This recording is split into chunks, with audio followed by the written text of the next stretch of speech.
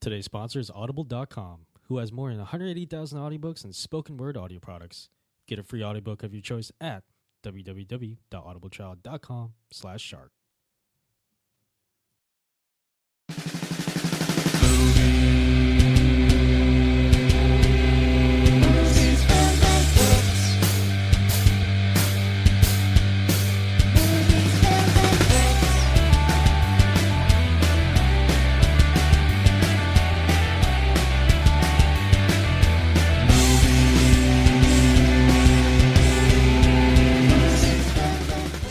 Hey everyone, welcome to another episode of the Movies, Films, and Flicks podcast.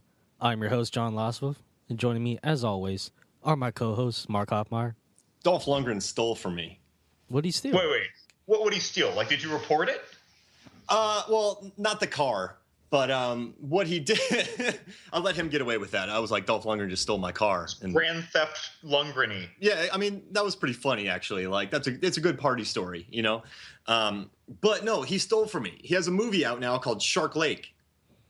He does? Yeah. So he stole the your DVD copy of Shark Lake? No, he stole my idea, Squid Lake. Oh, okay. You know about Squid Lake. We recorded the most insane podcast ever for it on Shark Dropper. I wasn't there. It was Oh, you yeah, and you're a right. bunch of Yeah, you weren't there. people. See, that makes me think of when you wrote up, like, that bogus movie review of a movie that didn't exist called, like, Sharks in Sweden. He stole from me twice. Squid Lake and Sharks in... I didn't even think about that. So he just totally... Folks, listeners, Whoa. like, this is like years ago. Mark wrote an article, like a movie review, and he put it on our website. And after he put it up, the next time we spoke, I was like, so Mark, he did a movie called Sharks in Sweden? He just laughed at me. He's like, no, I made it up. So I'll bet Dolph stumbled across this thing, right? And then recently he heard when you were guesting on Shark Dropper and you guys did Squid Lake. And he's like, whoa, how about Sharks in Venice, Squid Lake, Shark Lake, starring Dolph Lundgren, directed by Dolph Lundgren, written by Dolph Lundgren. And they shot it in Florida where I used to live. He's stealing everything from me. Was it in Tampa Bay? No, Pensacola. Close enough. Yeah, I know. Like, I used to live in Tallahassee. So he stole from me, guys. Yeah. John Lemongood, what did Dolph Lundgren steal from you? Dude, he stole the physique I was supposed to have when I grew up as a spiky-haired, tall kid. But that's Actually, that's beside the how point. are you about the same height as the Lundgrenator there? He's got like an inch and a half. Isn't he like 6'4"? He's 6'5". He's 6'5", yeah. 6'5". He's got a solid 2 inches on me, and his jaw is like twice as wide as mine. And what you don't know is his spiky hair is about 4 inches high, too. So he's like a total of 6'9" when he's walking around. Oh, man. All of a sudden, he's like Godzilla height. He's like the guy from Static X. Like he's too tall to walk through a drive-thru. Yeah. It's like, sorry, man, you gotta... Well, first thing, you gotta get a car. And two, you're just too tall. Yeah. I'm sorry. He comes through in his hover round, his plus size like 4-wheel drive hover round. I would be surprised if he drives a smart car. I feel like that's something he would do. If I was a guy that tall, I would drive a car that small. If he was in a smart car, it would be like the Flintstones. He just smash his feet through the bottom of the car and just walk with it. Probably go fast in my car. Speaking of smart cars, my buddy Chris and I were on set the other day, and we were bored, and we were talking about movie sequels that shouldn't happen. And we said Duel 2, where a truck gets chased by a Prius. But, like, you never know where the Prius is at because it's so quiet. Like, it could be right behind you. That sounds terrifying, actually. And if you're close enough to read this, they can't see you in the rearview mirror. Yeah, exactly. And, I mean, like, trucks need gas. Like, this Prius could stalk this truck. You know? So you're saying, the truck like, could just go on some rough terrain and it's all over for the Prius. But, I mean, that could be a scary horror film like Prius. Because, like, you can hear, like, Maximum Overdrive, you heard all the cars. But a Prius, it could be right behind me right now, and I wouldn't know it. But you see, like, with the Duel truck, like that 70s movie Duel, like, that truck is, like, analogous to an Anaconda in Anaconda. Where in the movie Anaconda, whereas a Prius, it's like a piranha. Like, I feel like there would be a whole school, like a fleet of Priuses, of Prii, like swarming the road at you. And so then, like, when the truck like tries to run it off the road, like it would knock 3 or 4 Priuses off the road like at once, right? But there's still a fleet of Priuses just attacking it, like a bunch of X-wings coming down on a Star Destroyer. I mean, eventually one's going to get stuck underneath a rim, and like that truck is going up. They can almost sacrifice themselves. It's like popcorn kernels, like in your teeth. That's what the Priuses are to this truck. They're like those robotic squid things in the third Matrix movie. Like they all just like form a swarm and come at the shooters, even though they know that like 50% of them are going to get destroyed. That it's like a hive mind as long as one succeeds. Well, I like it. I'm never buying a Prius then. That's just terrifying. All right, dude.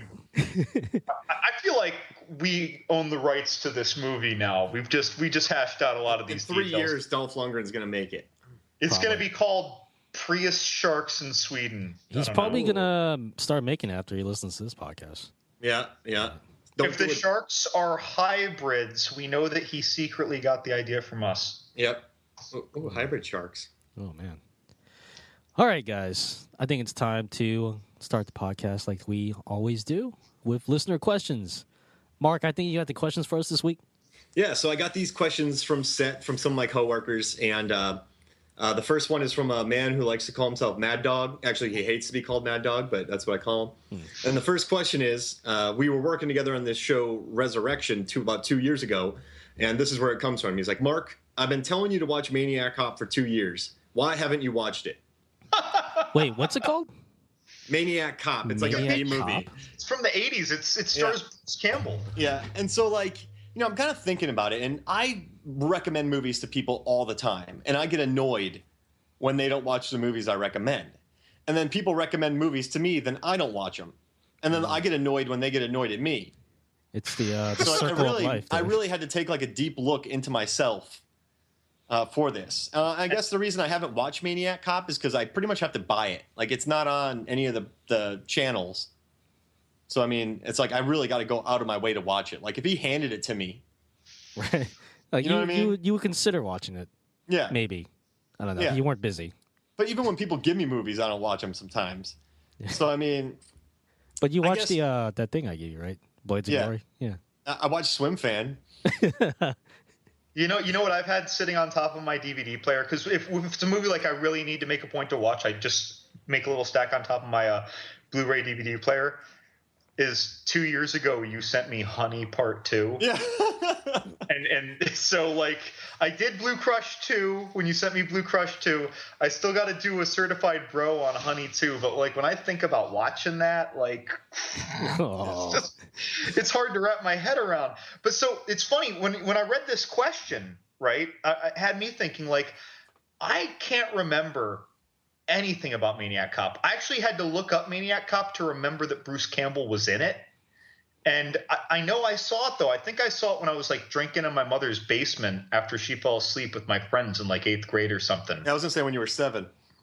Well, and I was like, I don't know, like 12. Well, I'm joking. 13 or 14 maybe.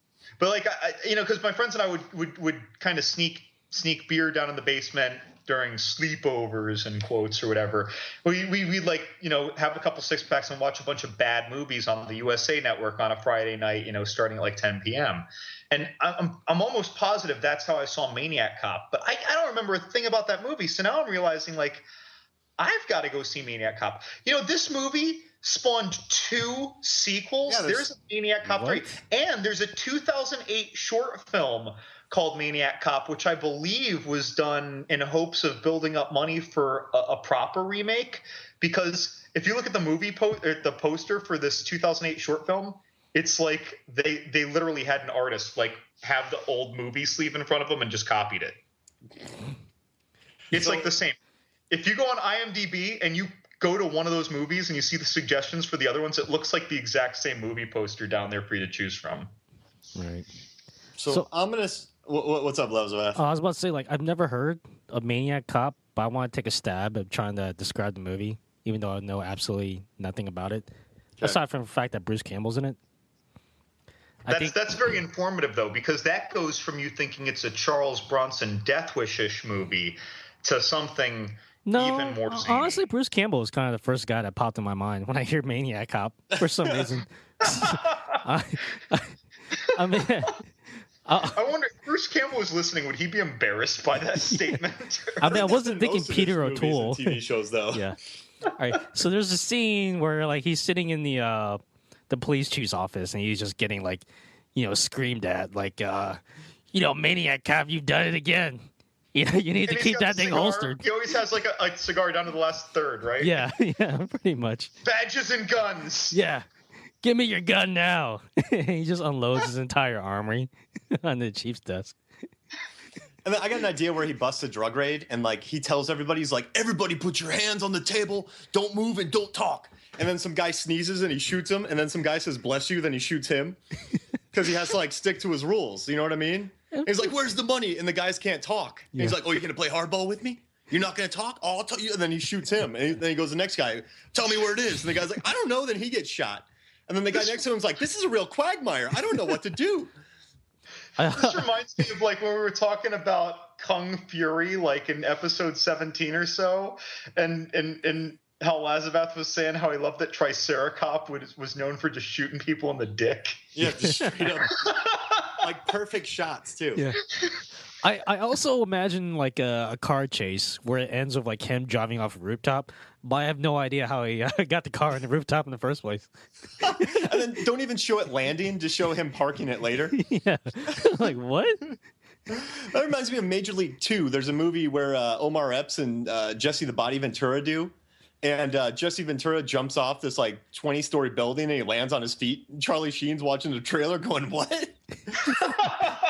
It's like White Lightning and like Black Thunder, or White Thunder and Black Light. I don't know what. It's one of those movies, but Jesse Ventura that's and Omar what Epps. The Rock and Samuel L. thought would happen when they jumped off of that building, and the other guys, they just thought they'd land. Yeah, there was no bushes. Yeah, and I also imagine like a Skinamax quality kind of sex scene where you have like kind of cheap jazz music playing in the background. Like a Wolf Cop type thing. No, I want the saxophonist from the Lost Boys. Oh, okay. that really buff guy with like the long Michael Bolton hair before Michael Bolton started losing his hair, and he's got like chiseled pecs, and he's like moving his body. Like I'm doing it as if people can see me during the podcast. I'm like moving my shoulders to the music, like doing a sexy dance while I'm playing the saxophone. Just think that guy was in a real band. John looks like a wave pool right now. Yeah. Like a fucking... It's like, dude, it looks like you dislocated your shoulder. You just kept going with it. I keep expecting to hear a snap. Oh, if only people could see us. So, no, guys, I really want to see this movie now. I don't know if it's probably doesn't resemble the movie we described, but we need to pump on our hybrid shark maniac Prius brakes for a minute. So, to answer the question, Mark, why haven't you watched it? He's been telling you to watch it for 2 years. I think because he told me to watch it. No one likes that. He's a great dude, and his taste in horror movies is awesome. And like, but for some reason, he's like, man, you should watch it. I'm like, don't tell me what to do. Yeah. So if he said don't watch it, you won't like it. I'll be like, well, I'm gonna go home and watch it. Maniac Cop. Yeah. It's like, yeah, don't. Mark, what's up? Do you want me to watch Maniac Cop? He says no. You don't watch Maniac Cop. Like, I would have watched it. I'm watching it. I would have watched it 2 years ago on set. Sounds like something that Tracy Morgan would do on 30 Rock. Like, yeah, that's right. You don't tell me what not to watch. And he just goes and watches it like right then. He's like, Liz, get the Blu-ray player. Where's this movie, Liz Lemon? I would just say, like, of all the simplicity of this question, like, this is one of my favorite listener questions in a while, even though it's like, in a way, one of the least thoughtful questions. It's like it turned into an inflexive discussion. It was pretty much just an attack on me, and I don't like it. That's probably why it's a good time. Right, so the next one is from Riley Flanagan. And I want to call him Riley Cooper. I don't know why, but he's a listener to the pod, worked with him for a long time. And he says, what's the ideal buffness level for an action hero? Is it Terry Crews level as President Camacho in Idiocracy? Or is it Steven Seagal in Force of Execution? Maybe neither. I got the two people. And I know who you're going to say, Levingood. So before you get to it, I'm going to tell you. I got two guesses. But before we get, I want to tell you what I think. Keanu Reeves in Speed and Eric Bana in Troy. And then like Emily Blunt from Edge of Tomorrow. Really? So like, but I like Keanu Reeves because it's basically he does some curls, he does some push-ups, he probably goes to the gym, but like he's not really on a workout plan because he's dedicated to work. Like he probably works out when he can. And then Eric Bana just is kind of like that old like 40-year-old dude that is just military tough. You know what I'm saying? Like, he's just like, hey, man, I swing a sword. Like, he probably does some push-ups every now and again, lifts some rocks. I don't know what they did back then in ancient times. But for me, it's Keanu Reeves in Speed, Eric Bana in Troy, and Emily Blunt in Edge of Tomorrow. Because Jessica Biel is good in Blade Trinity, but that's like too much. You can't sustain that. I think your body would fall apart. Right. So I'm going with those three. She only had that body for like about a year because she had it in that and Stealth, and they came out within I think in the same like 6-month period. Mm-hmm. And then after that, she always stayed in shape, you know, but like it was nothing. It's like she must have shed 10 pounds of muscle in the 3 years after that. Yeah, I mean, you got to be like in a lab with like a mask on, lifting weights while being fed chicken intravenously. Well, and you know what else? Like, she put on that muscle while she was still in her like earlier mid-20s, which is when it's a lot easier for folks to do that. Like Ryan Reynolds, when he put on muscle for like Blade Trinity, and then you see him right after Blade Trinity in Amityville, right? And then he's actually bigger because he's not as lean. Like, you're looking at that like, Jesus, he was always in good shape, but where'd that come from? But, you know, he did that when he was still under 30, you know? But then all of a sudden Deadpool comes around and you think, oh gosh, he's going to fill that suit. It's like, well, he's 39 years old. So like, he's in great shape, but it's not like he put on 10 pounds of muscle in a couple months like he did a decade ago. Yeah. Well, and also the movie took like a decade to film, so he had plenty of like prep time. Yeah. That's right. Yeah. He could have been The Rock huge. But I got to go Keanu Speed. That's just what I'm thinking. So, because I just think that's sustainable. He was tough, but like, you know, that's where I'm at. That's where I'm like the Keanu of action. Like I could do that. You know, I could do some curls when I get home from work. Yeah. You know what I'm saying? Yeah. So John, are you going to say Brad Pitt from Troy? No, but that was like Brad Pitt in his best shape ever. But you know, if his character was any character other than the name of a demigod, like I'd be like, that's a little too big for that time frame. Like, yeah, he looked like he was eating, you know, sifted whey protein before there was sifted whey protein. Like swinging a lead sword that was 10 feet long to build those muscles. No, for me, like, usually for me, it's not a certain build. It's like, but the certain kind of personality has to match the body. I think that's the mistake that a lot of movies make when they think that they have the guy who has just the right look, but he doesn't have the personality to match the character, and those movies tank. You know, so like The Rock is huge, right? And Schwarzenegger are huge, but they were both very charismatic and larger than life. Then you have like Ryan Reynolds, right? And his different levels of muscular that he's had. But like, he's never had the kind of personality that would fit a 6'3", 250-pounder. He has the personality of the guy who had to survive by his wits and then later went to the gym. You know what I mean? Like he's never been a larger than life character. He's a snarky, snippety, I'm going to jab you with my words, even though I can pound you with my hands. And so like, I think that works. But I think the most fun is the Scott Adkins, Ryan Reynolds kind of build. I like that build. It's unrealistically good shape for a regular dude to have, but who spends a lot of time in a bar. Like, you know, you see these characters and they spend a lot of time in bars. Like Scott Adkins chugging beer all the time. Yeah. And El Gringo, he drinks like 6 beers in a 90-minute movie. I'm just thinking, like, how do I still see your abs? And like Ryan Reynolds, he's like taking shots 5 different times during the Deadpool movie. Like, are you kidding me? How are you keeping that body? But I think those are cool, fun bodies. Like, they're not. When you see them next to the bad guy, you're not like, he's just going to flick him and kill him. But he's still tough. He's tough enough for you to look up to and be like, and look at your girlfriend or your wife and be like, I could look like that, but I don't want to. And then you know what Riley said? He said Sylvester Stallone from Cliffhanger. Which, dude, Sylvester Stallone in Cliffhanger, like. But I could picture him hanging on rocks. You know what I mean?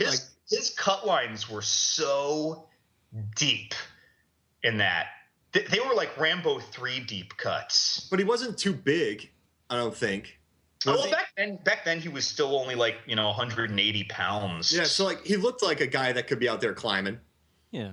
Yeah, he looks like he could climb with one hand, like do a one-handed pull-up, and then like just scoot his hand up, like. What He about could do a one-handed salmon ladder. Ooh. Ooh. What about you, Laz?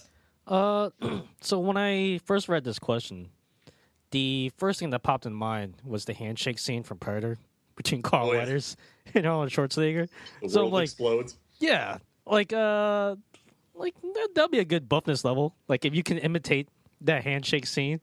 But then I thought about it, I'm like, well, that's just I mean, that was just that's funny and that's really cool looking. But for me, like, I'm a huge James Bond fan, so I gotta go back to Sean Connery. Because you gotta remember, I think he actually competed in Mr. Universe before he became an actor. So he was like a bodybuilder back in the day. It's one of the reasons why. It was like 1952 or 53. Yeah. It was really long ago. Like, it's one of the reasons why he got cast as Bond. Like he was like a intimidating looking dude, but he was like kind of svelte enough to fit into a nice tuxedo.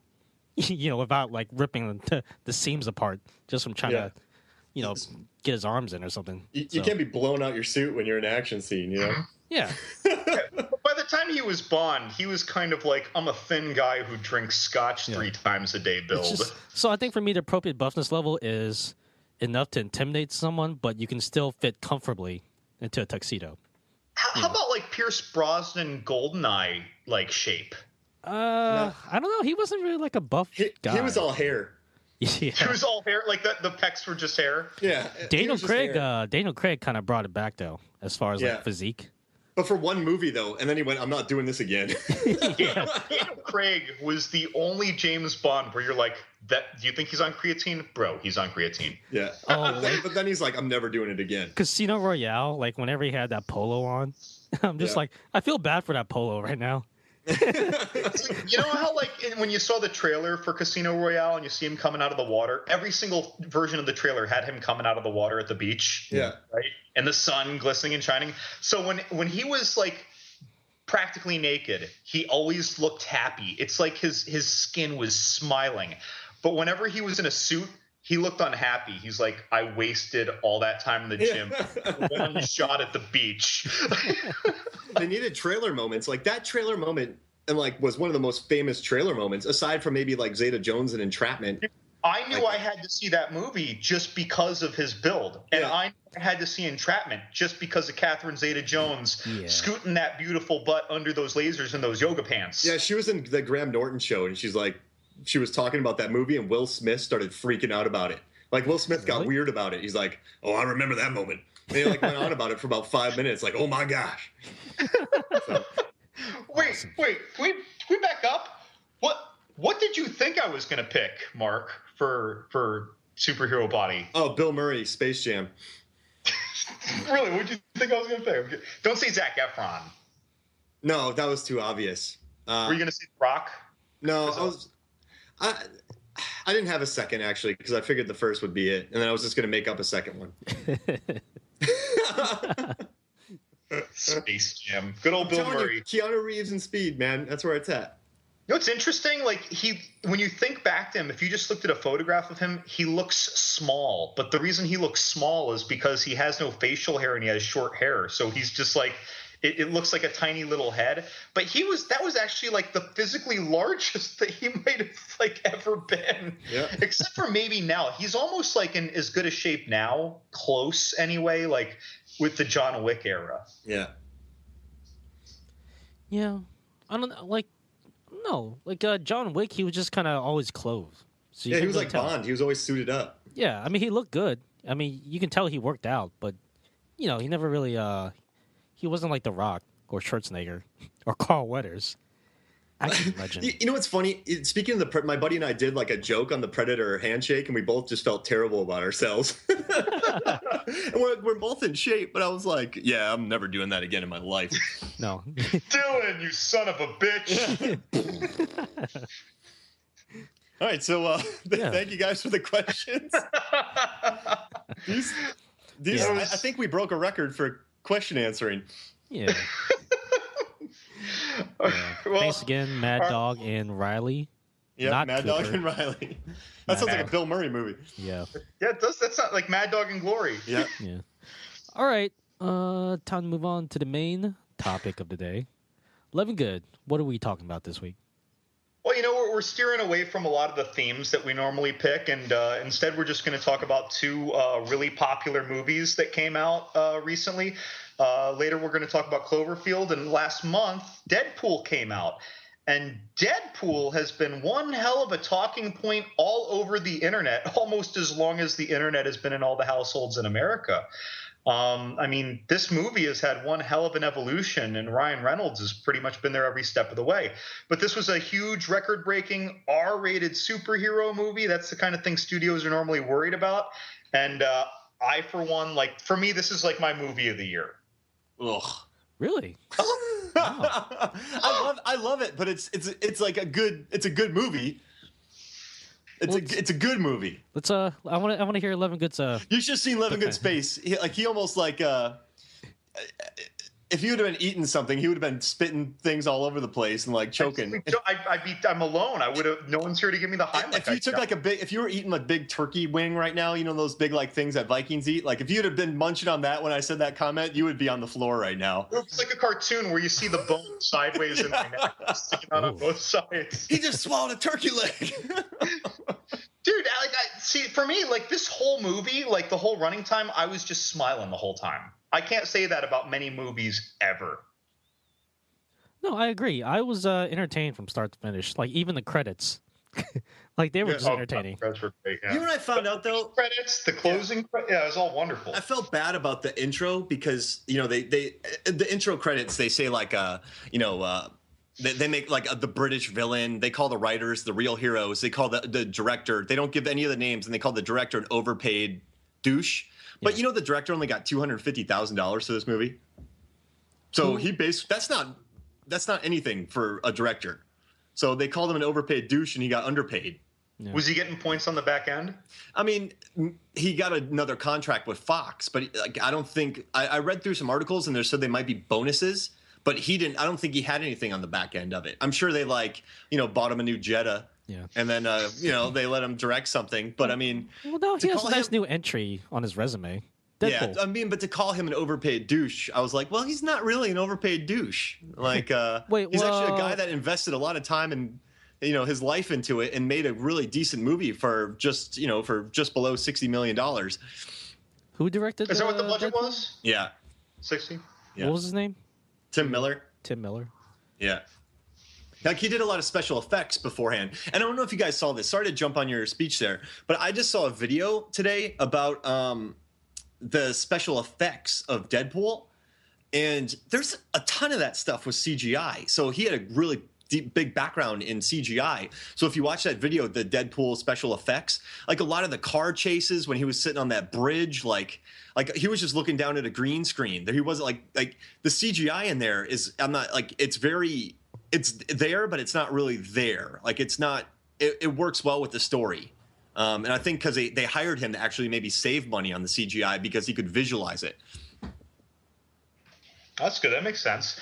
Yeah, you mentioned the special effects. I was actually that was the one thing I was nervous about with the movie. I maybe a little bit, idealistically thinking, but I had this vision that Ryan Reynolds would have an excellent grip on the character and that he'd have a lot of sit downs with the director and that they'd really find a way to make his personality work well for Deadpool and work well with the vision of the story.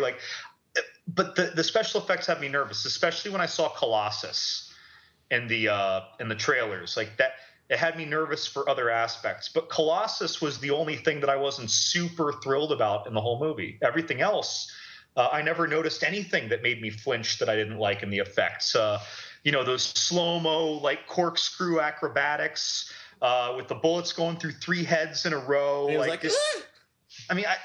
was loving all of it. I thought they did a great job filming the fights too. I thought that was a great job. So right now, as it stands, it's the 8th highest Marvel film. Now, this is all branches of Marvel, X-Men, Iron Man, everything like that. It's the #1 revenge film of all time, which is pretty interesting. I guess, that's what it said on Box Office Mojo. It's the 3rd highest origin story behind Guardians and Spider-Man. And it's going to pass Guardians. And it's the #1 R-rated comic book movie. money wise, because it's already at 711 million. And if but though, if it would have toned itself down a little bit for China, I bet you it would be right around 900 right now. So I don't know why they wouldn't make cuts. I don't know the story behind it. I was in the meetings, but I was probably on my phone when they were talking to the Chinese board. I was like, I was like, Reynolds, you talk to him. For some reason they didn't go to China, which I think cost them potentially, I don't know, $1 billion, but it potentially cost them 20%, which could have pumped them up to 900 million.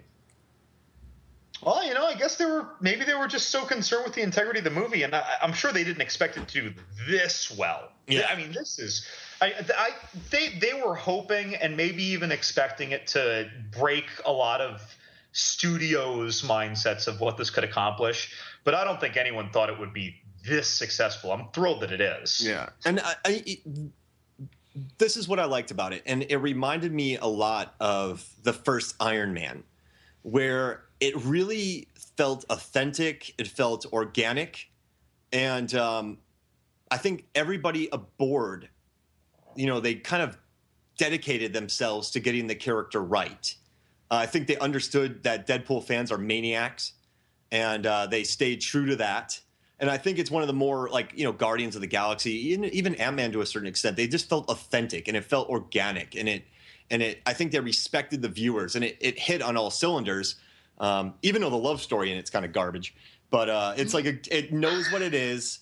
It knows what it is. It's fun. My wife was kind of like, it could have been raunchier. Like they could have gone further, but I think it worked. It's a movie, and it reminded me a lot of like the new Star Wars, Jurassic World, Fast 7. In that it knew its audience, and it just told a story that I think people wanted to hear. They kept the story simple, and it just told it well and focused on characters.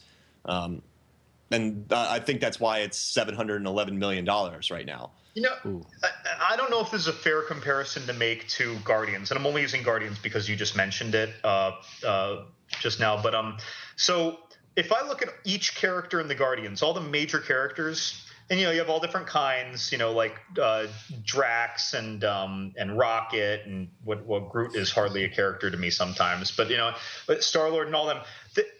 A couple of them, you feel like they loved every minute that they were on camera, or that they were playing that role.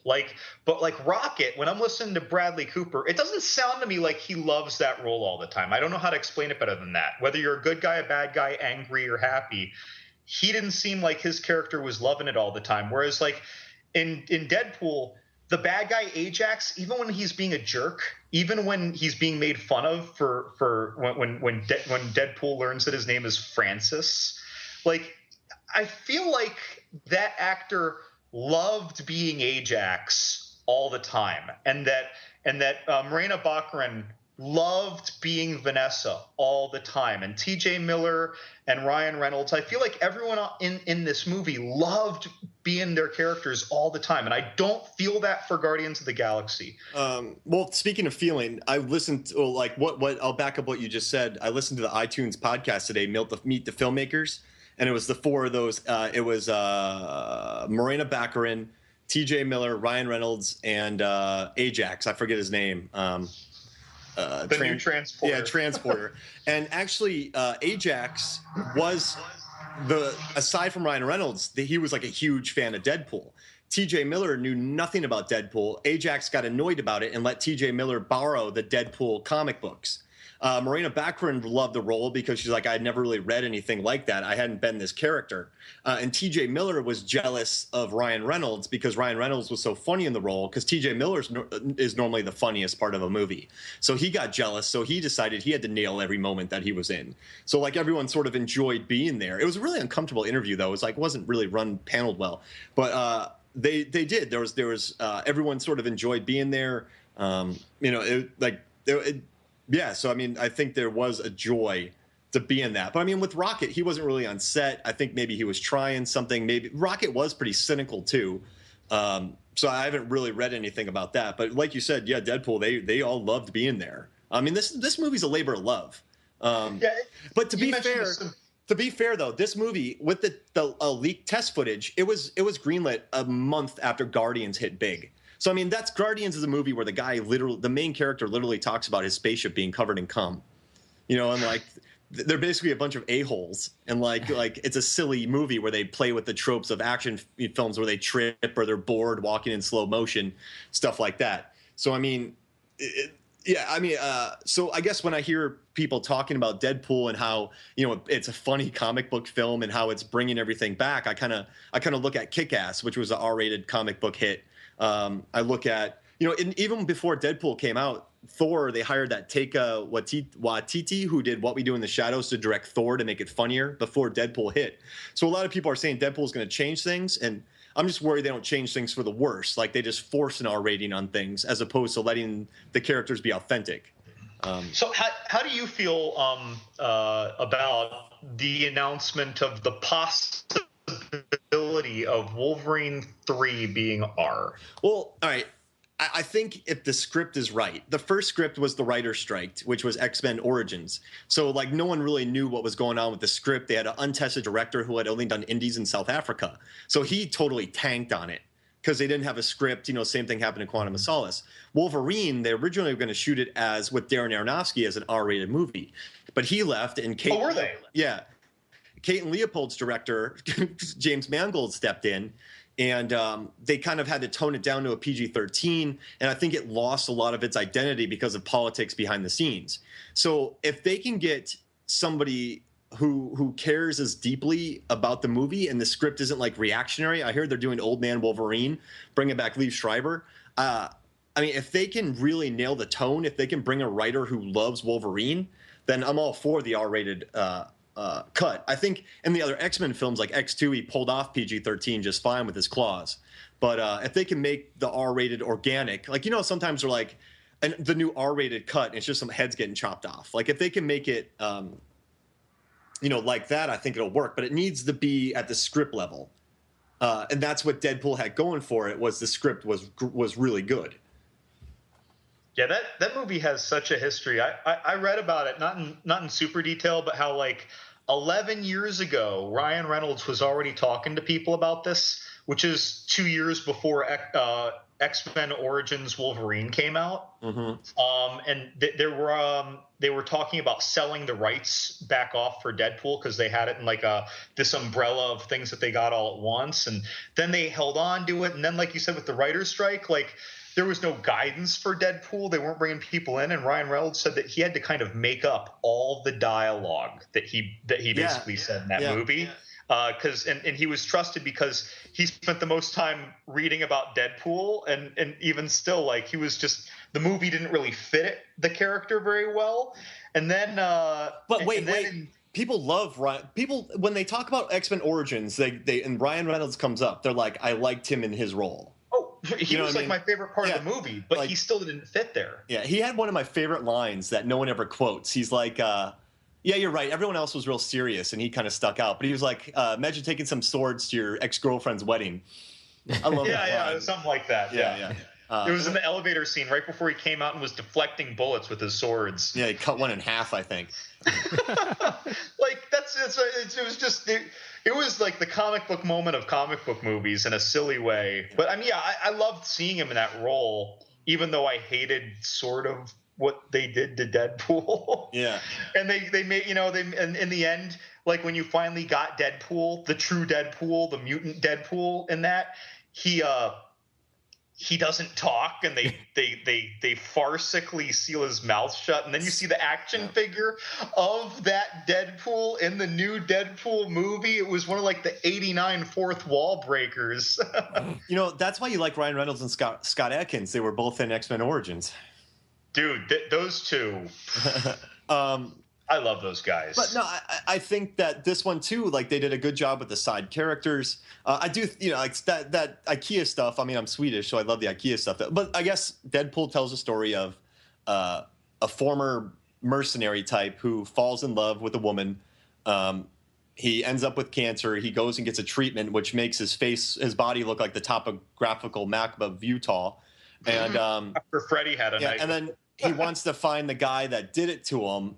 And he refuses to go back to the love of his life, which they spend like a 20-minute montage on because he's afraid she'll hate him the way he looks. but then she gets kidnapped, and then he has to go save her, and a big fight happens. And then it's interesting that it is really a terrible story, but it's a terrible story told so well. Yeah. Well, like if you think about like movies that people want, like if you tell somebody that Star Wars: The Force Awakens is kind of like the first Star Wars, like they'll want to punch you in the face. If you make fun of Jurassic World, they're going to want to hit you in the I don't know, nose. If you complain about Fast 7, they're like, you just don't get it, bro. Like it's just when you do a movie that people want, they really ignore a lot of that stuff, and they're able just to roll with it. And there's nothing wrong with that. Like the fact that the whole time that he's trying to get back to Ajax is because at one point Ajax says that he could have fixed Ryan Reynolds' face. Yeah. But he won't. Like he made it sound like, oh yeah, it's easy. I just won't do it. He's just being a jerk.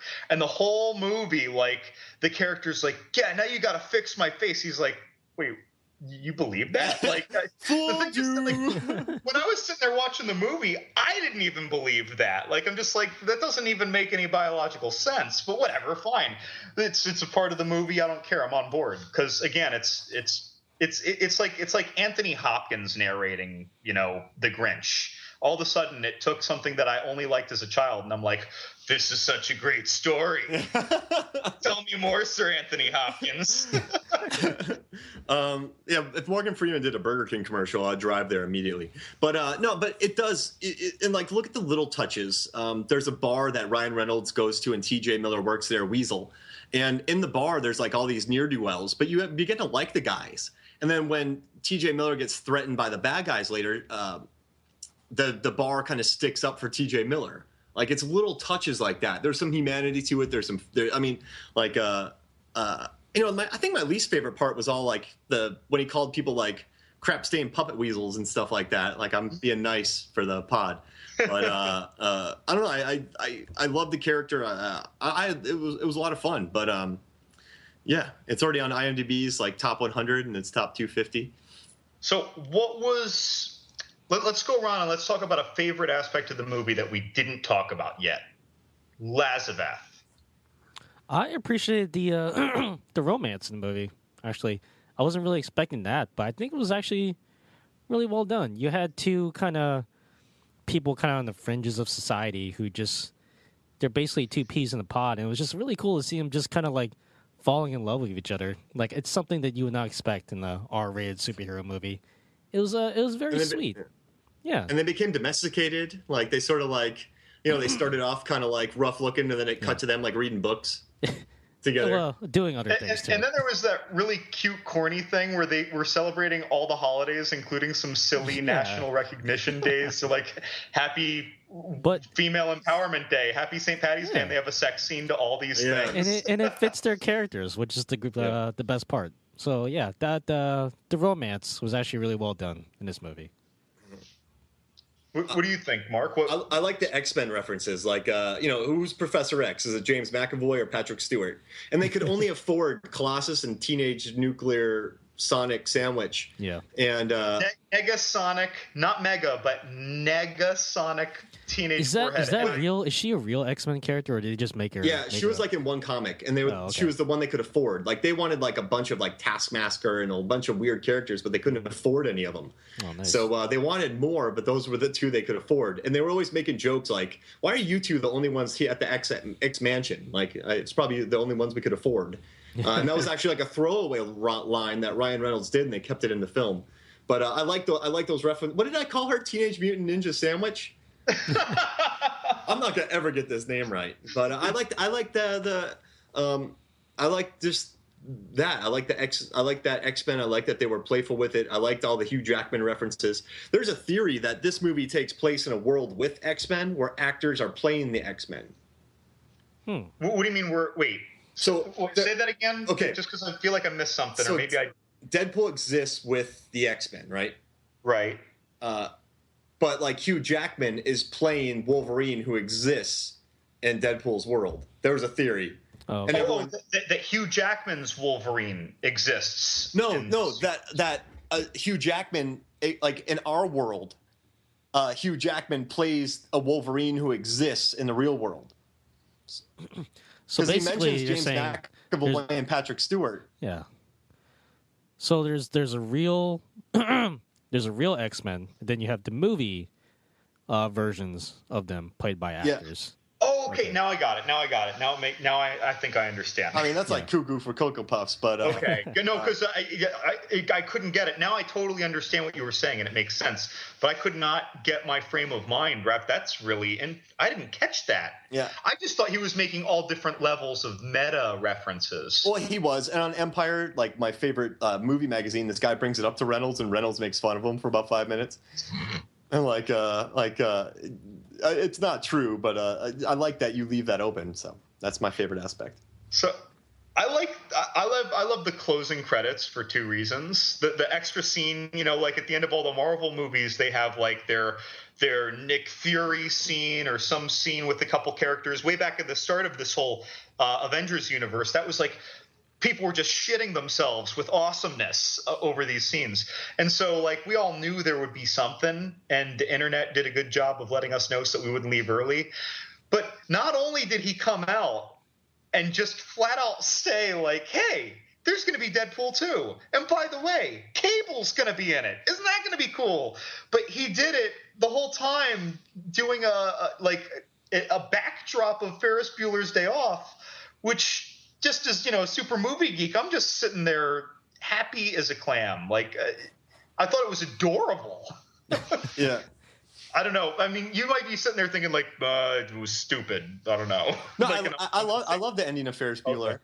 But you know what, though? I watch Ferris Bueller now that I'm older, and I'm like, man, that Ferris is kind of a dick. But I could see if Ferris went to the military, and I think he could become Deadpool. What if they're the same dude? Oh. Yeah. What if Ferris Bueller was real? Matthew Broderick played him, and Ferris Bueller was Ryan Reynolds. Guys, Deadpool character Wade Wilson. I think we need to take time to ponder these questions. So while we try to work the cross-eyes out of John, while we try to figure out these connections, we'll take a quick break. We'll see you in a little bit. Robert. Mm-hmm. John. Yes. Complete this sequence. Mm-hmm. 5, 4, 3, 2, 1. What are we doing? Counting. Counting what? Down. Counting down what? Everything? Everything and anything. Anything and everything? That's right. The three of us, we count down from 5 down to 1. Top 5, everything and anything that you can think of. You want to know the top 5 shittiest bands? You want to know the top 5 movies? Listen, Shark Dropper Studios, sharkdropper.com.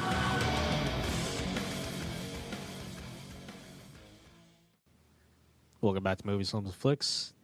Yeah. So did we ever figure out the that thing we were talking about before we went to break? The thing. That thing. I mean, John got his eyes uncrossed, which was great. Yeah. I was too busy focusing on that. Right. But no, that thing, I know nothing about that. I forgot about that thing. Oh, you don't remember the thing? I don't remember the thing that we were talking about? The stuff in that guy. The guy. And Wait, what's it? And yeah. The Who? I feel like that band's been around for like 100 years. Yeah. Horrible halftime show a couple years back. Yeah. Like, I love the idea of The Who, but I don't want to see them play the halftime show. Yeah. Oh, I don't want that. But I don't want to diminish The Who. Like, I love The Who. Oh, they did that themselves. Yeah. With that halftime show.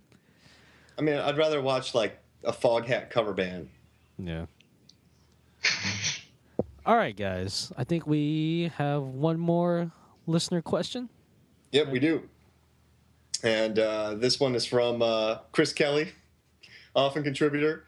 And this one is, what should the Broken Lizard team do for their next movie? So Broken Lizard, they did Super Troopers, Club Dread, Beer Fest, and Slammin' Salmon.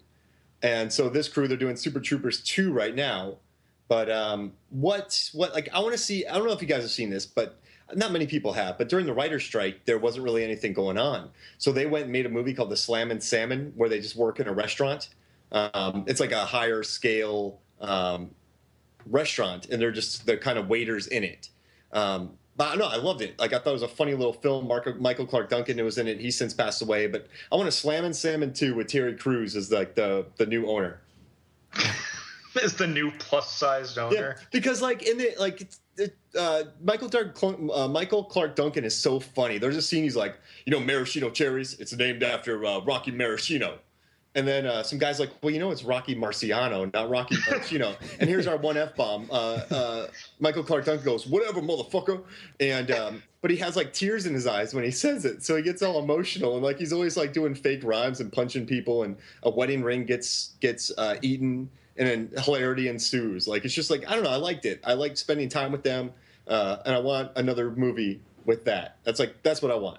Or I want to see them remake The 13th Warrior.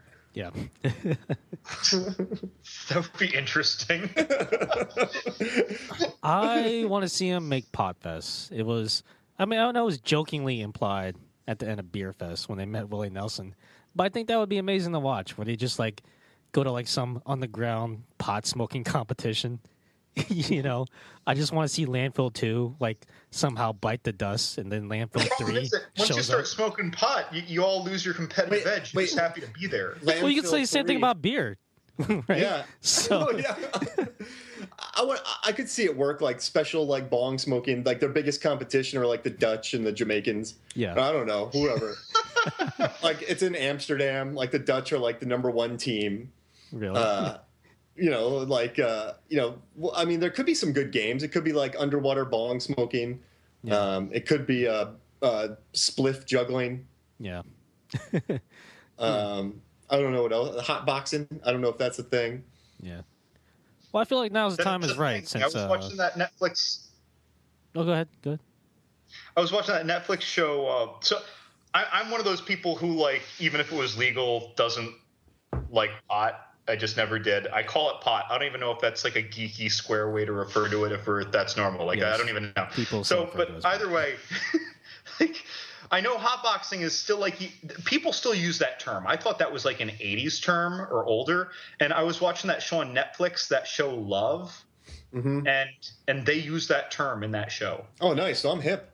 And so I felt like I validated what I thought that I knew about pot on that show the other day. Nice. So we got Slam and Salmon 2, Pot Fest, and what do you got, Lovin' Good?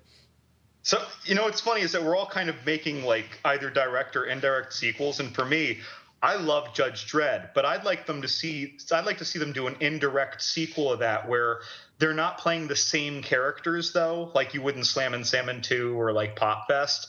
I'd like to see them do a horror take on either a Paranormal Activity style movie or a haunted house movie like House on Haunted Hill, but give it that Club Dread humor flavor with some murder.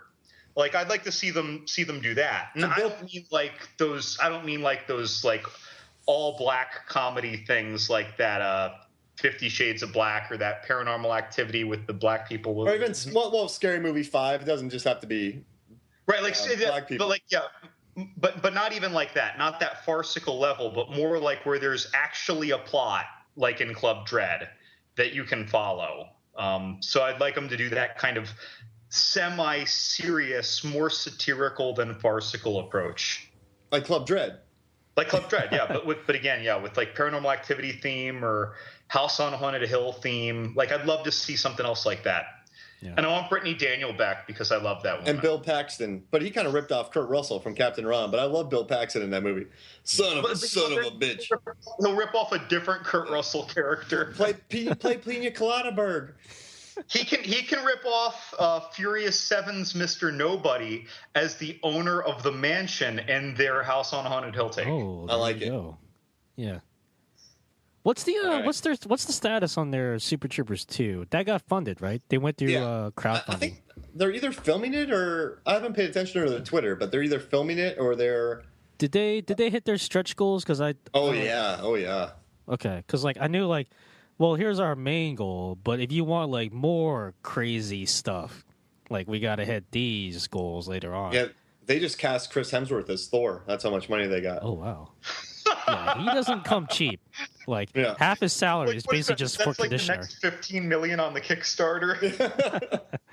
Yeah, they didn't make 50. They couldn't get Robert Downey Jr. as Iron Man. Oh. All right. Yeah, I think that was a good listener question.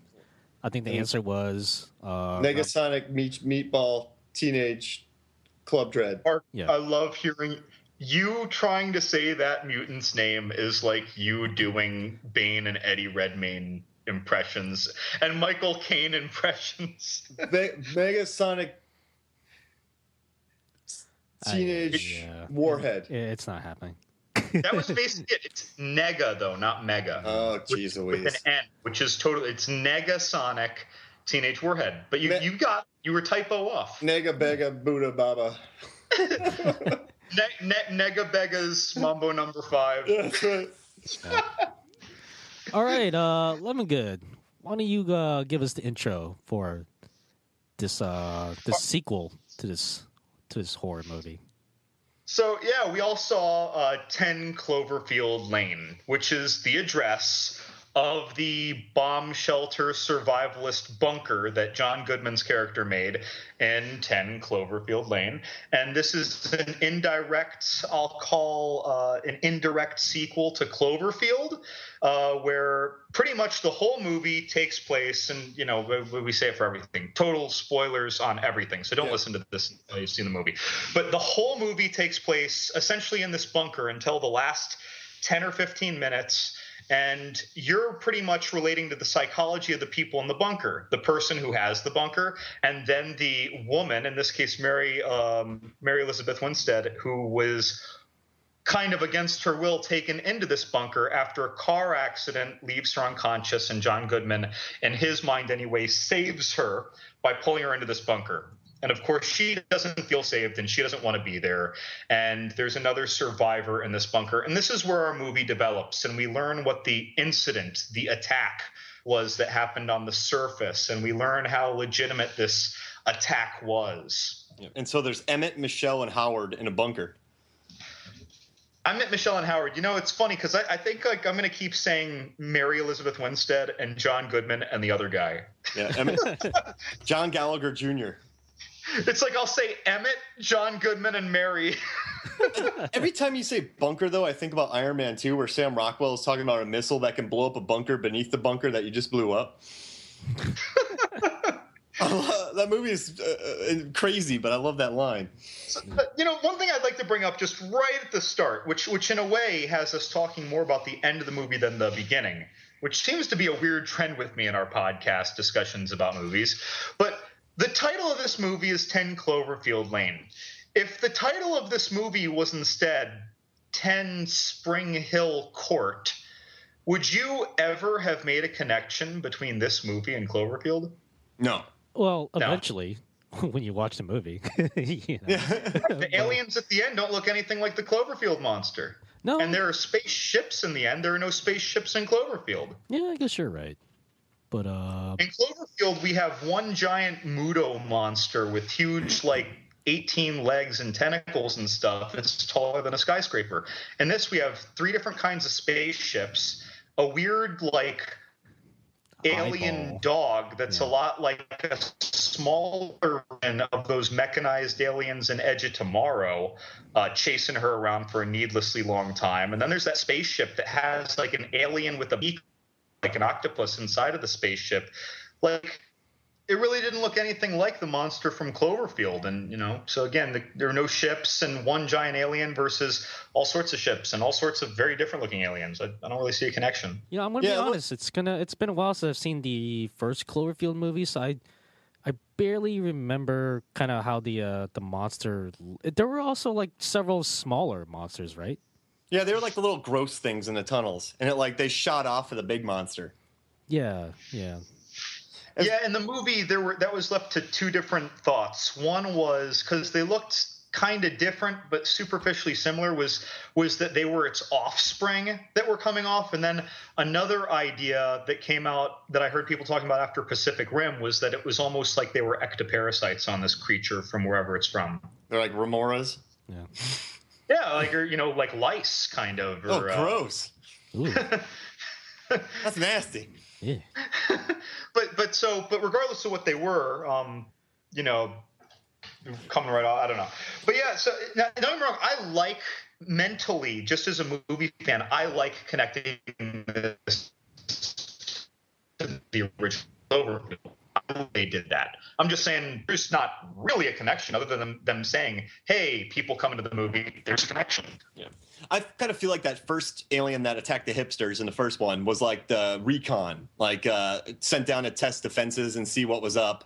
And they probably dropped him around the world. And then, like John Goodman said, so basically Mary Elizabeth Winstead gets chained up in this bunker, and there's two people in there. You have no idea who's good or who's good, bad, or bad. John Goodman said he worked with the Navy, and he said that there's an attack going on. He doesn't know what the attack is, but they've seen some explosions. You see a woman who is just like sick from some gas, and she looks really gross. And that's the first moment that it's legitimized to us that it's dangerous outside. And of course, it happens when Mary Elizabeth Winstead is trying to escape. Can I just say like real quick, like I'm glad like the movie, because I thought it was gonna do this. Like they were gonna have the audience guessing the whole time whether or not John Goodman was like legit, whether or not there was like an actual alien invasion. So I'm glad like about like 20 minutes in the movie you find out like, oh, it's a real alien invasion. So they got that off the table. I'm really glad they made a decision, fairly early into the movie. And I appreciated that know too. There was an attack. We didn't know it was aliens 20 minutes in. But then I liked the noises that. Remember, Goodman heard that noise. He's like, "That's not any sound I've ever heard before." But Goodman's character seems smarter than he let on. Like Emmett, the little guy in there with the busted arm. Yeah. I guess he got into the bunker. He said he broke in and he hurt his arm because he helped John Goodman build it. And John Goodman had a family who left him. But there's a lot of backstory in this for a little movie.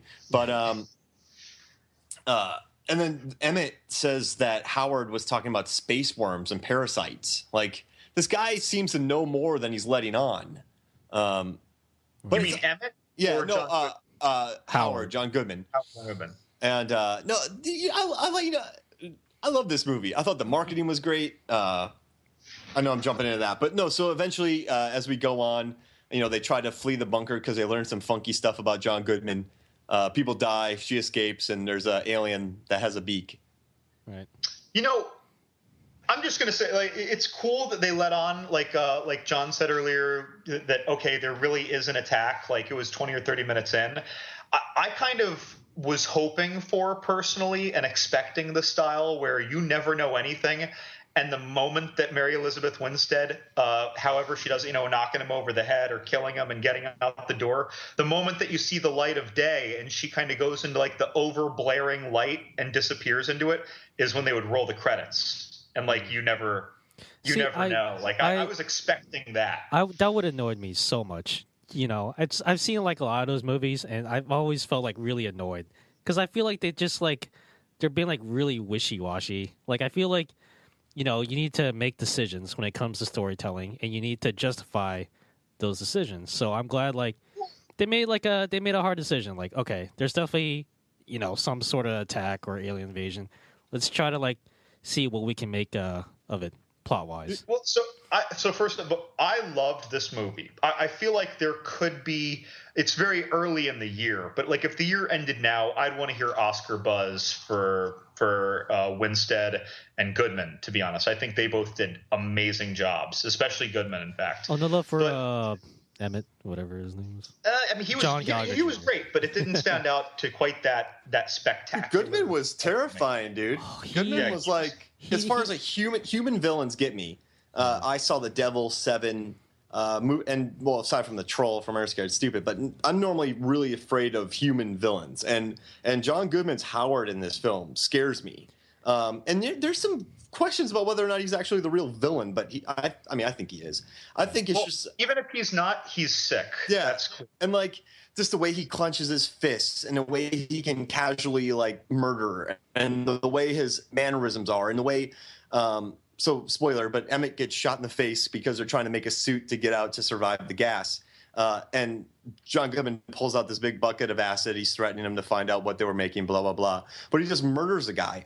So the other guy's out of the picture. And the next time you see him, so the first when you meet John Goodman, he's scruffy, he's kind of gross. But after he murders Emmett, he shaves and he gets well dressed and he starts dressing himself better. And it's just creepy. It's a creepy thing. And like he, It felt like a relationship nesting phase. Like now it's just us. Yeah, and he's just a creepy. But then they add enough of like maybe he is not. Maybe he's just weird. I mean, it's a well-made film. I think if this movie was crap, the backlash against the marketing would have been insane. But since it's a good film and critics and audiences love it, they're cool with it not being a movie about a giant lizard beast with remoras flying off of it killing hipsters. You know, like a lot of people. I was when I first watched it, right? I loved it. I really enjoyed it. I went to the early screen off, and but I loved it. But I was like, I can't wait to hear audience reaction towards this because a lot of people are going to think it's a hipsters getting killed movie, and it's not. But the backlash hasn't really been bad because it's a good movie. You know what I mean? So I mean, I love this movie, but I will flat out tell you, I despised the last 10 minutes. Oh yeah. Even though it was cool that you're like, oh, we get to legitimize those aliens. I thought her being chased around that dog alien was way overdrawn, and then I thought it was just kind of silly, her being basically chased on foot by a spaceship. I thought it was all dumb, but I liked. The thing is that I didn't let it ruin it for me because I enjoyed the first 80 minutes so much that at the end I was just like, oh, fun, connection to Cloverfield, I guess. Like now we're just going into video game bonkers mode. But I didn't think it fit at all. So you guys know me. Do we? The last 10 minutes, I was on board until a certain thing was used to kill Mr. Beak Alien. And I felt but because what she did was I felt it was an egregious waste of good stuff.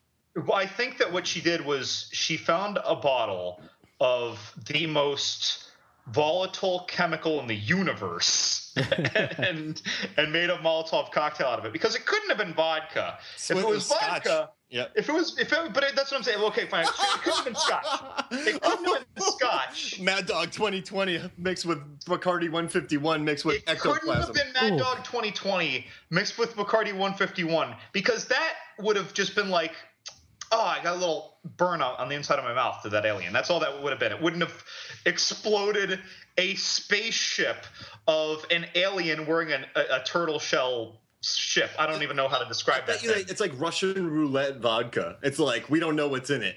She basically threw a Molotov cocktail in the middle of a football field, and you had the Dark Knight Rises where the whole thing went underground. Like, let me tell you something. You shouldn't waste good scotch on killing aliens. All right. See, that's where she and I differ. She kills the alien by blowing it up by using scotch. I just would have opened the scotch bottle and had a good drink before I died. There you go. And then that alien would have been like, he's got like the 62 doll bomb or whatever it was called. Yeah. I'm like, hey, Mr. Alien, I got scotch. I'll waste it if you eat me. And he's like, oh, dang. What? That alien looked more like a grabber than a Cloverfield monster. Maybe that's why the alcohol affected it so much. They should have called it 10 grabber Irish Island Lane. Yeah, no, you're right. Like it was a descendant. That's what I was thinking too. I'm like grabbers. Yeah. And that thing chasing her before that dog alien was like the Sentinel thing from Edge of Tomorrow. So this was really Edge of next week on 10 grabber Irish Island. Ooh. Oh. Wow. There's my meta movie. There's my fourth wall breaking Deadpool style. Boom. That just happened. That just exploded like that scotch in that alien's mouth. That's right. Let that simmer in your brains like the most explosive scotch on the planet. I hate how these movies, like I watched Last Man on Earth the other day and they were drinking 50-year-old Macallan. I hate how these movies just like make it seem like it's everywhere. It's like, because I'm the last person on Earth, I just stumbled across this. I mean, I would scour the globe looking for it. I would visit I'd take a tugboat to Scotland. I wouldn't even know how to get there. It's somewhere over the sea. Hey, Mark, did you put gas on the tugboat? No, but I brought a lot of booze. There you go. Yeah, I mean, the gasoline has got to be at least like 10% ethanol anyway, so, you know. And I would bring some of that scotch that Mary Elizabeth Winstead used, and that shit would make the tugboat fly. It's like rocket fuel. But no, it's good. Like, I don't know. I think this could be the year that Goodman gets nominated. Mary Elizabeth Winstead, I think she's a very good actress. I'm glad that she's getting noticed because she was really great in Smashed, and I liked her character a lot. This is gonna sound weird about Mary Elizabeth Winstead, but like I kind of buy like this sounds weird, but like Emily Blunt in Edge of Tomorrow and Sicario and Edge of Meatball Sandwich, Negasonic Mutant Band-Aid. Mary Elizabeth Winstead in this movie, I bought her as I bought her character. I kind of buy her as this sounds weird, but a lot of times there's actors you don't buy as like a man. Like, Sean Connery, you're like, that's a man. Like Mary Elizabeth, I bought her as like a really strong-willed woman. Like there was no... Strong, scared, desperate, and smart. And she kept her wits about her. Like she... no, it was good. Like I believed her in this movie. And I also believed Goodman, like with his strength and bulk. Like he had like kind of crazy strength. I think hurting the arm was smart because then the guy was kind of at a disadvantage to Goodman. So we don't know how he hurt his arm, but now we know that he can't really attack because his arm is hindered. So that might have been just a plot device to kind of keep him helpless throughout the movie. But I always think Winstead's good. I think she's had some poor choices of movies, a lot of bad horror movies. Even though Final Destination is not bad, but she was okay in that. Her real falters were the Thing remake and the Black Christmas remake, and for that though, I think the writing just kind of shoehorned in some stereotypical woman character or a woman character for the sake of a woman character in the Thing. Yeah. That I mean, it's like here's a woman scientist in a scenario that looks just like the Thing, but now you're a scientist and you're a woman. Make it happen. And they couldn't put a sombrero on her. I know, and she couldn't grow a beard. Yeah. And so, but she's really good in this movie. She's not. You're with her. You kind of like her immediately. There's a lot of theories around, so go look, online about the theories of Cloverfield. But no, I bought her as a character. I was really pretty tense with Goodman, and I thought he scared me. He was scary, and that doesn't happen much in cinema for me. And there's actually a post now saying how great he's like America's best leading man, and they broke down all of his leading roles as compared to his supporting roles, and he's like. Technically, like several of the films that have won Best Picture, Argo, he's in, The Artist, he's in. Like, he's in a bunch of Oscar-winning films, Oscar-nominated. He's like one of our best supporting players, and he's been so for a long time. And I think this movie, it was directed by a first-time director. It was good. Talent was all around behind the camera, and I enjoyed it. So, by the way, we've mentioned a few times, like your old article, the tank top horror. Yeah. And in this, they really tank top horrored Mary Elizabeth Winstead, which for listeners who don't get that, it's like how the final girl or just one of the woman victims that you see a lot is always running around in a tank top, usually sweaty or wet for some reason, or they're in their underwear, but it usually comes down to a tank top. And in this, we kind of start getting to know her after her opening scenes where she's in like these little cute kind of sexy tight boy shorts underwear in her tank top, and then later she's in a tank top the whole movie. And these kinds of things can sometimes hurt the credibility of a character, and if anything, you walk away from the character saying, I bought her desperation, but you seldom find their strength credible. Yeah. And she completely overcame that. Like in the beginning, I was like, oh, she looks sexy. But then I forgot it almost right away when I see how scared she is and how careful she is and how thoughtful she is. And it kind of wiped that slate clean, even though you still have her masquerading around in a cute tank top the whole time. She is the female version of Kurt Russell with sleeveless shirts. Dude, there you go. And barefoot most of the time, too. Yeah, that's right. Is that why I have a crush on her? She's the female version of Kurt Russell. Do you have a crush on Bruce Willis? No, Kurt Russell. No, who's Bruce Willis? Why Bruce Willis? No. I thought we were just talking about Die Hard and Bruce Willis, and he said a crush. Wait, we're talking about Bruce Willis? No. What are you talking about? We're talking about Kurt Russell. He said if she's a female version of Kurt Russell, do we have a crush on her? No, I was thinking of Die Hard, and I was thinking of Bruce Willis, and that's why I said barefoot. Do you have a crush on Bruce Willis, Lemongood? I don't know, man. Maybe it's because I'm looking at myself on the screen in Skype, and I have a hairline like Bruce Willis. Maybe that's why I thought that. You need to kind of squinch your upper lip together and do like, hey guys, welcome to the party, pal. Yeah. Don't worry about time travel. It's just so confusing. Yeah. Just don't even think about it. Yeah. Okay, well, I'm clearly insane. No, but tank top horror, that's not just a thing for like any actress, like Jennifer Lawrence, Oscar winner, Hilary Swank, Oscar winner, Elizabeth Olsen, future Oscar winner, Jessica Chastain. Like, it's actually a thing. Like, it's a thing that happens. It's like it's a horror movie. Kristen Stewart. It's a horror movie trope that I think a lot of good actresses have to survive to move to. It's like them moving on to the next level. They level up after they survive their tank top horror. But she actually got in a good one, so that bodes well for her. This might be the highest. Well, aside from Wreck, it might be the highest rated tank top horror type film. I'd buy that. Yeah. You buy that for a bottle of scotch? I'd buy that. For the most combustible scotch on the planet. What is the most combustible scotch on the planet? It's probably a blended scotch called like Sheep's Turd, and it's like a blend of a 3-6 and ethanol, and it's like drank in a coastal village where the people pretty much only live to about 23 because at 18 they start drinking it, and then kills them in 5 years. Right. It just melts their liver away. Yeah. All right. Well, when we start talking about combustible scotches, I think it's time to Start a new podcast. Time to start wrapping up the podcast. Oh. Yeah. Then 5 most combustible scotches of film. Go. All right, guys. Before we wrap up and start the that other podcast, do we have any plugs you want to make? Yeah, guys. Make sure to head to iTunes. Blog Talk Radio. Make sure to subscribe, review, rate. We'd love to hear what you think about the pod. Stop by Shark Dropper, check out what they have. And also, guys, head to Movies, Films, and Flicks on Twitter. Head to John's Horror Corner on Twitter. Head to Movies, Films, and Flicks on Facebook. And give us some questions. Like, if you're sitting there, if you're drinking combustible scotch, if you're fist fighting, and you come up with an interesting question, just send it to us. We'll answer it.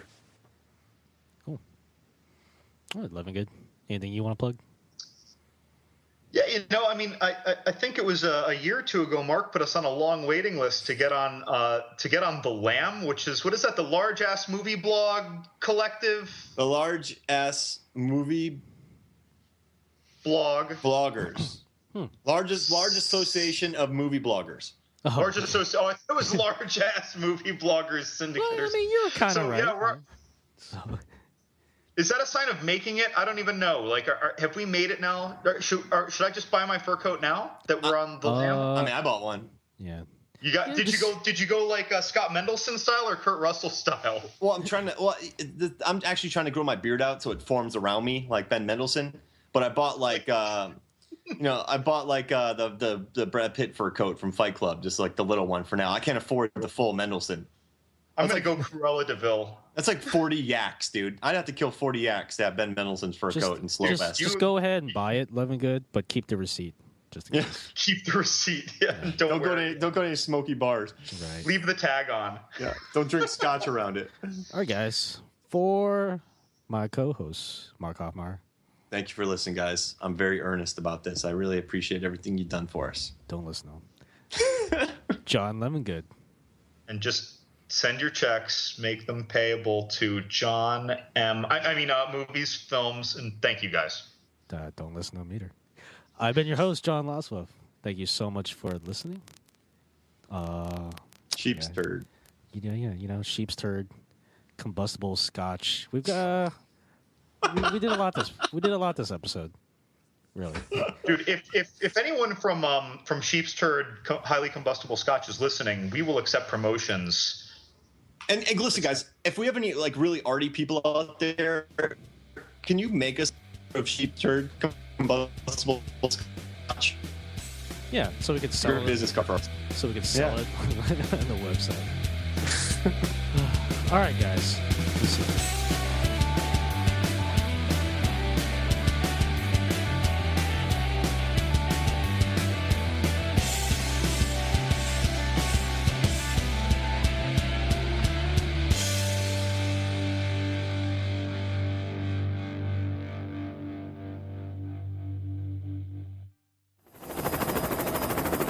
Above the target. T-minus 5 seconds till shark drop. 5, 4, 3, 2, 1. Drop the shark! Go! Go! Go!